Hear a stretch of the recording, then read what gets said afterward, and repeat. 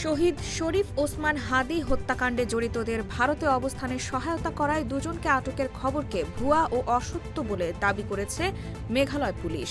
আজ রবিবার ২৮ ডিসেম্বর মেঘালয় পুলিশের একটি সূত্র দ্য ডেইলি ক্যাম্পাসকে বিষয়টি নিশ্চিত করেছে। বাংলাদেশের সীমান্তবর্তী রাজ্যটির পুলিশ বলছে, ওসমান হাদি হত্যাকাণ্ডে জড়িতদের সহায়তা করার অপরাধে এ পর্যন্ত কাউকে গ্রেফতার করা হয়নি। বাংলাদেশ পুলিশও আমাদের সঙ্গে আনুষ্ঠানিক কোনো যোগাযোগ করেনি। এ ধরনের যে তথ্য বাংলাদেশের গণমাধ্যমে ছড়াচ্ছে তা সত্য নয়। তাদের ভাষ্য, সংবাদ মাধ্যমে যে দুজনের নাম বলা হচ্ছে, ফয়সাল করিম মাসুদ ও আলমগীর শেখ, তারা ভারতে আশ্রয় নিয়েছে এমন কোনো তথ্য নেই।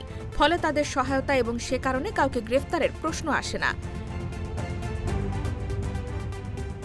এর আগে আজ বেলা ১১টায় এক প্রেস ব্রিফিংয়ে ঢাকা মহানগর পুলিশের ক্রাইম অ্যান্ড অপারেশনস বিভাগের অতিরিক্ত police commissioner S N. Mohammad Nazrul Islam জানিয়েছেন, ইনকিলাব মঞ্চের নেতা শহীদ শরীফ ওসমান হাদিকে হত্যার ঘটনা পূর্ব পরিকল্পিত ছিল।